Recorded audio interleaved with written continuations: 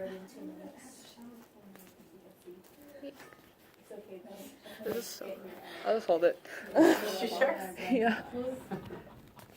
All right, guys, let's talk about period 3. Period 3 starts 1754 to 1800. This is important. It starts with the beginning of the French and Indian War, okay, and goes through the end of John Adams' term in office, John Adams' presidency. So let's talk about some stuff that happens. Somebody tell me what causes the French and Indian War and why is it significant? Tell me, what causes the French and Indian War and why does it become significant?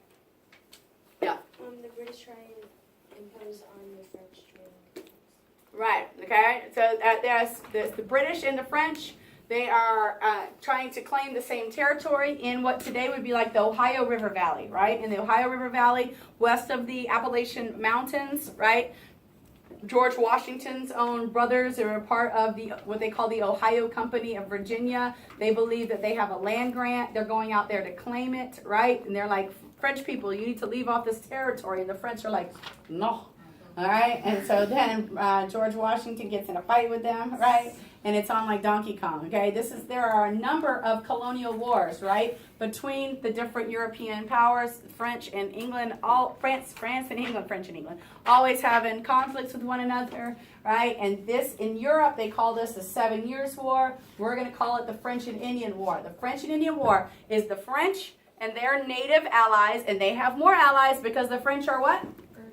Friendly for fur. I'm not going to kill your mama if I want to trade with you tomorrow, right? So French were friendly for fur. They have more. And then the British, the Iroquois is probably their main group of allies, and then the colonists, okay? So the colonists are fighting on the same side of the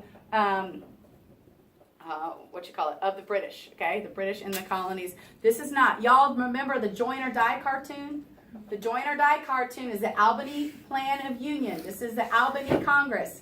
It is not about join up and fight against the British, right? Everybody knows that now, right? Because your teacher made you feel crazy because you wrote the wrong thing on one of those tests, right? All right? It is instead about fighting against the natives, coming together and having protection. People didn't want to, though, because I mentioned in period 2 that the English colonies were very diverse and were founded for very different reasons. And people identified more strongly with their individual colony than with anything bigger. Okay, so the Albany Plan of Union that Benjamin Franklin proposes is going to be rejected by the colonists. People see themselves as, I'm a Virginian, okay? I'm a South Carolinian, and not necessarily so much with anything bigger than that, okay? Then, at the end of the war, we're going to switch over from what we call salutary neglect to what? What is the new term? Parliamentary sovereignty, yes. From salutary neglect to parliamentary or parliamentary sovereignty. Excellent. And this is now Parliament starts to exercise control. They tell the colonists it's their fault, basically, that they got in this war. They had to come over here and bail them out. The colonists were not like jumping on board, trying to work really hard together at the beginning. And so somebody's got to pay. One of the things that happened that spent a lot of money, Daniel, was the William Pitt's blank check. You remember talking about that? The blank check of William Pitt. Basically, at the end of the war, he's like, it doesn't matter how much this costs, whatever we have to spend, we're going to spend it so that we win this war. Well, when he does that, it's going to put the British Parliament in debt, and somebody has to pay. Another thing that happens right at the end of the war, 1763, was Pontiac's Rebellion, if you remember that, Pontiac's Rebellion. And we also had like the Paxton Boys. We had a lot of conflicts with people on the frontier with the natives. The natives were not happy that the English were winning the war, right, or won the war, because the English had a frontier of what, did we say? Exclusion. So they're pushing them off the land once again, okay? And then, so finally the British say, well, forget it. You can't go live over in the Ohio River Valley. And the colonists are going to be mad because they feel like they fought a war to get this land and now they can't live there. What was that law that said they couldn't go live there? Proclamation of 1763. Proclamation of 1763. And that says you cannot go across the Appalachian Mountains. Okay? So the Pontiac's Rebellion, the Paxton Boys, leads to the proclamation, proclamation of 1763. And then we start what we call the Grenville Acts. The Grenville Acts were the changes in laws and direct taxes. What was the first tax that happens that doesn't really get a big reaction because it doesn't really apply to everyone? Do you remember? Sugar Act. Sugar Act comes first. But sugar is a luxury good. Not everybody can afford sugar. So you don't get the throwback. What, Annabelle Fogarty, is going to be the next Grenville Act tax that is going to be in 1765 that is going to get some rise out of the colonists and a boycott? You know? No, not before the Intolerable Act. So do we have Stamp Act. Stamp Act, okay? The putting you have to playing cards, marriage licenses, newspapers, pamphlets. All you had to have a royal stamp. You had to pay for this. We have the colonists finally coming together. They have a Stamp Act Congress, right, Bella? And they put together this boycott, and eventually the British will repeal the Stamp Act, but they put forth what's called the Declaratory or Declaratory Act. And what does that say? We're taking away this tax, but what? Well, we still wear the pants in this relationship. We're still the mother country. We are going to be able to tax you. This is not the end, basically. We're not giving up authority. They also had the Quartering Act, which is going to be enforced even after the French and Indian War is over. We try to get the British to go on home. They don't go home. And they're telling the colonists they have to put the soldiers up in their houses. They're not going to like that either, okay? We have the formation of the Sons of Liberty, which is one of the organizations in the American Revolutionary period. And initially, a lot of these people and groups that were resistors, they were not necessarily talking independence in these early years. They're just talking about, please don't treat us this way. Let's get out from underneath these taxes. You don't really see the I word coming until later in the into the 1770s. Okay? So we had the Declaratory Act. We also had this whole argument of no taxation without representation. What is the British response to the no taxation without representation argument? Who can tell me? Virtual representation. Virtual representation. We're your mother country. Every member of Parliament represents every British citizen. You are a British colony. You are British citizens. We love you. We're doing what's best for you. You don't have to worry about it. Okay? It doesn't matter. You don't have a person that's actually in Parliament helping to make decisions for your group on your behalf. So when we get rid of the Grenville Acts, the next guy, Charles Townshend, is going to put the Townshend Acts in place, and these acts are going to be indirect taxes. And the indirect taxes are going to be saying on lead, glass, paper, and tea. We're going to put these taxes in sneakily down at the dock, right? And they're not going to notice that it's happening. And when that happens, then they're not going to rise up. Well, they didn't like that either. And so they're going to go, and the most common form of resistance that you need to know during this is the boycott. Yes, the boycott is going to be the most successful. We're not going to buy your stuff. We'll make our own tea. We won't buy British tea, right? Those types of things. Okay? Everybody feeling me? Yes. Mullis, we got you, sister. Okay, we're going to run out of time if we don't move quicker than this. Okay, a couple other things. Boston Massacre, 1770. This was, the people in the colonies are mad about the British soldiers, the redcoats in Boston. Not only are they having to house them, they're taking jobs from dock workers, from colonists. This is going to cause problems. There's tension. 5 colonists get dead. Okay, get killed. This is going to be referred to by the colonists. Y'all remember the famous etching by Paul Revere, calling it the Boston Massacre. Then we have the issue with the Tea Act, right, and the tea tax. And in 1773, the Boston Tea Party happens. Okay, what does the king say in response to the Boston Tea Party? You guys need to pay for this tea and apologize, and basically Massachusetts is the bad child you need to know of the colonial era. Massachusetts is the one who's always like causing problems and so the punishment, since they will not apologize and pay for the tea, is what acts? That's the intolerable. There you go, you got it finally. Intolerable acts, okay? The king calls them the what acts? Coercive acts, okay? The coercive acts, we're going to coerce you into doing what's the right. Okay, we then are also going to have The First Continental Congress will meet in response to that in 1774. And then the battles of Lexington and Concord happens in 1775. First shots fired, the shot heard round the world, right? 1776, you need to know, is the publication of Common Sense, first of all. And Common Sense is by whom? Who can tell me? Thomas Paine. And this is the idea that, hey, this little country on an island thousands of miles away across the ocean shouldn't be telling us what to do, right? It is not going to be beneficial to us anymore. It only makes sense that we need to, we've expressed our grievances. The king hasn't changed his mind, and so the only thing that makes sense now is for us to become independent. This is the perfect storm for revolution, y'all. We had the First Great Awakening, which started to question traditional religions. Then we had the Enlightenment philosophy, which started to question the governments, okay, and traditional authority. And now we have these infringements upon the rights with the taxes and whatnot. And so it's going to create the perfect storm for revolution, okay?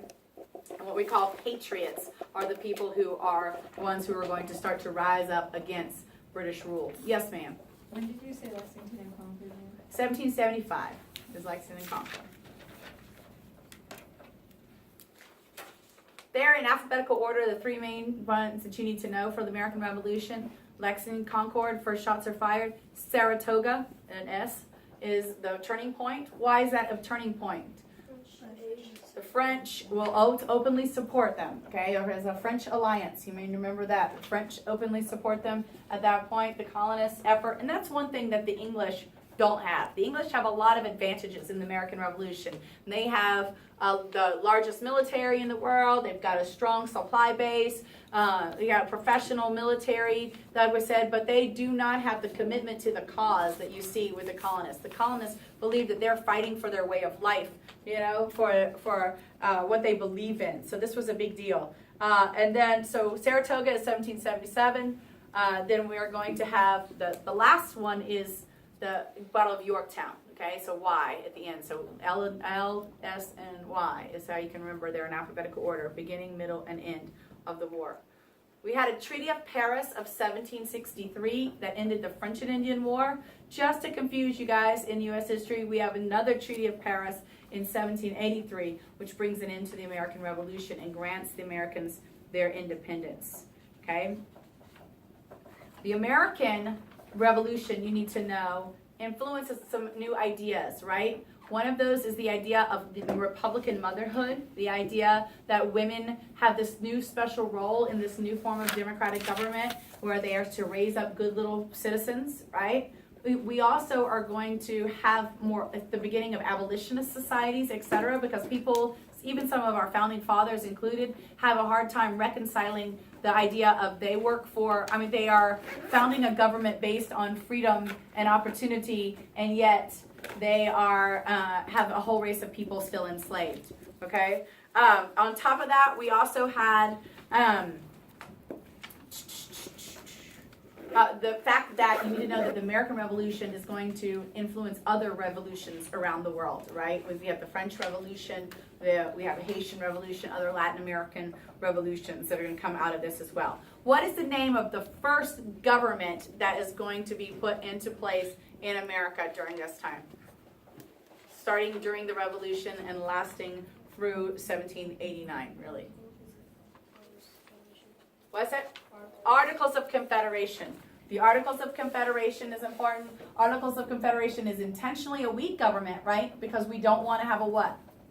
Strong central government. Because we're trying to get out from underneath the king. We just fought against the king, right? So we don't want. The two successes that you need to know for the Articles of Confederation government: they don't have an executive branch, they don't have the power to tax, they can't force military service, but they can, they do divide up the land with the Land Ordinance of 1785. That is a process of surveying and dividing up, creating townships that were 6 miles by 6 miles. You remember the 36 squares? The sales from one of those squares, it would go to support public education. So every town in the Northwest Territories. This was one of those. A lot of y'all got mixed up on the, I guess it was on the mock exam with the Northwest Territories short answer versus the Louisiana Territory. Was that one on the mock exam? And some people thought that Northwest Territories meant out in Oregon and stuff. And Northwest Territories at this time was the Ohio River Valley, the area that we had fought for in the French and Indian War, right? And so then other success was the Northwest Ordinance of 1787. And the Northwest Ordinance said once you got 15,000 people, you could become a territory, have a territorial governor, constitution, whatnot. Then when you became 60,000 people, you could become the state of the United States. So it was the process of getting statehood. Wait, Yes. what year was the Northwest Ordinance? 1787, and it also banned slavery in the Northwest Territories. And that's going to be a difference between the rest of that area and the rest of Louisiana Purchase is, and that would have been a great one on that question to talk about, is the Louisiana Purchase. The issue of whether or not slavery would take place in those places was a serious conflict, and it was not so for the others, okay? Not in the Northwest Territory, because we decided from the very beginning. What was the name of the rebellion that is going to cause there to be the Founding Fathers to realize that we have an issue that we need to fix? Shays. What's that? Shays. Shays, okay? And those three rebellions that you need to know during this time are also in alphabetical order. Bacon's rebellion was in the colonial period that we talked about. Okay, and we talked about in the period too. And then Shays' rebellion happens in the Articles period and shows that the government is not strong enough to handle its problems. And then the Whiskey rebellion is the one that is going to take place under Hamilton and Washington's term in office. And it's going to show that the power of the government, they have the power to deal with the issues. Let's just talk about a couple constitutional issues before we stop for today, and we're not going to finish period 3. I apologize. Okay, constitutional, coach, because I know y'all want to go home. Okay, let's talk about the Constitutional Convention. It's 55 delegates. What's the bad child of this time period that doesn't send anybody? They didn't want to have somebody in the Annapolis Convention. Rhode Island, yes, and so Rhode Island doesn't send any delegates. So automatically what they're doing is illegal, because the Articles of Confederation said in order to make an amendment you had to have how many of the states agree? All of them, which was 13 out of 13, and we don't even have 13 in attendance at this convention. But once they get there, they realize that the government is too far gone for repair under the Articles, and they scrap it and they start over again. They have the 3/5 compromise, which was how we were going to count slaves in population. Okay, we also had the Great Compromise, which was how the state's representation in Congress and how the Congress would be structured. We would have a 2-house. Or what we call bicameral legislature. 1 house, the Senate, would have equal representation. Everyone gets 2 senators. And then the House would be the other house, and that would be based on population. We also made what was called the Slave Trade Compromise. And the Slave Trade Compromise said that we would, the issue of slavery would be tabled, of the slave trade, for 20 years. If you remember, we would not address the issue, because the South, if we brought up issues about slavery at that time, the South was going to walk from the very beginning. Y'all remember the Madison talking about bad as an evil it may be, dismemberment of the Union would be worse. Okay. Does anyone have any questions about what we covered today? You can go ahead and press stop.